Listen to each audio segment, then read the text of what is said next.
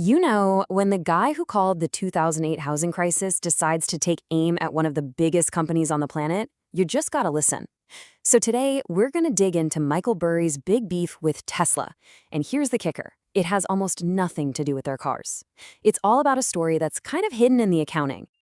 Wow. Okay, let's just start with this. Ridiculously overvalued. This is coming straight from Michael Burry. Yeah, that Michael Burry from The Big Short. He's not exactly the type to, beat around the bush. And this quote is, well, it's pretty clear where he stands. So this begs the obvious question, right? How can the guy who saw the 2008 crash coming be so sure about this? What's he seeing that maybe the rest of us are missing? Well, the answer isn't in the factory or on the road. It's buried deep in the accounting paperwork. All right, so let's get right into it. The first thing you've got to understand is that for Burry, this isn't about whether Tesla makes great cars or if their self-driving tech is the future. Nope. It's about something way more basic, something that gets to the heart of how a company actually pays its people. The core of his entire argument, the whole thing, boils down to this one accounting practice: stock-based compensation. Now, this is super common, especially in the tech world.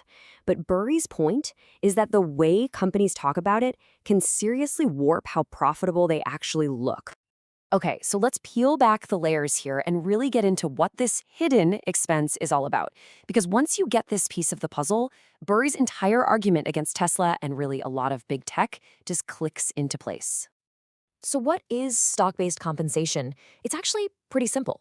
Instead of just paying employees with cash, a company gives them equity, little pieces of the company itself, like shares or stock options. And look, in a world where tech companies are fighting for the best engineers, it's a great way to get top talent.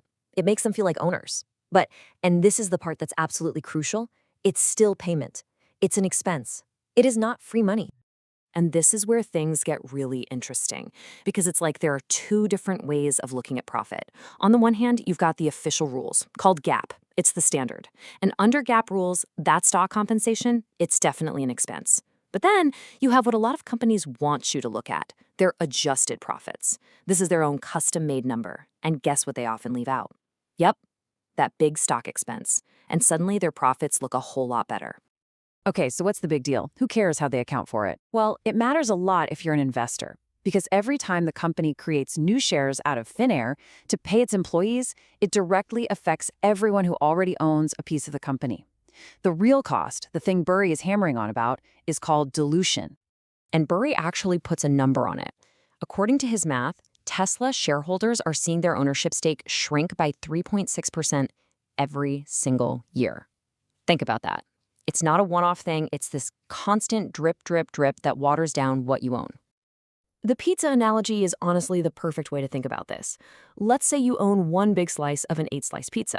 You own 1/8 of the whole pie.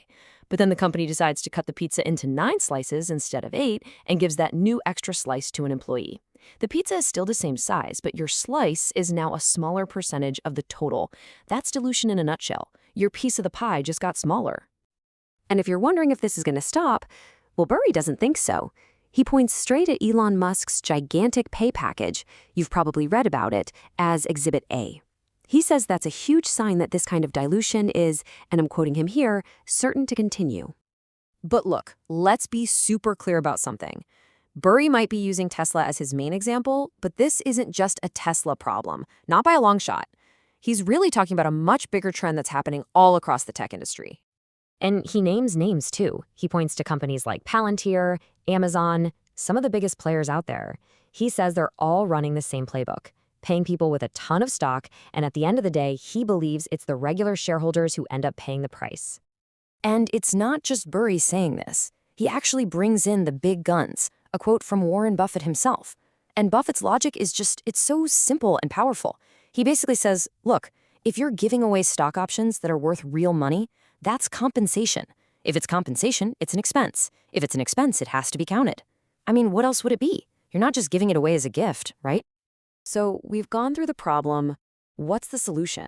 What's the big takeaway for you as someone just trying to understand what's going on? What should you actually be looking for? Here it is, the main takeaway. Don't just look at the big, flashy, adjusted profit number that a company puts in its press release headline. You have to dig a little deeper. The real story is almost always in the official GAAP numbers. That's where all the expenses, including stock compensation, are actually counted. It's the full, unedited version of the story. And that really leaves us with one final question to think about. The next time you see a company announce its quarterly earnings, just ask yourself this. Am I looking at the whole picture here, or just the highlight reel they want me to see? Because knowing the difference, well, that changes everything.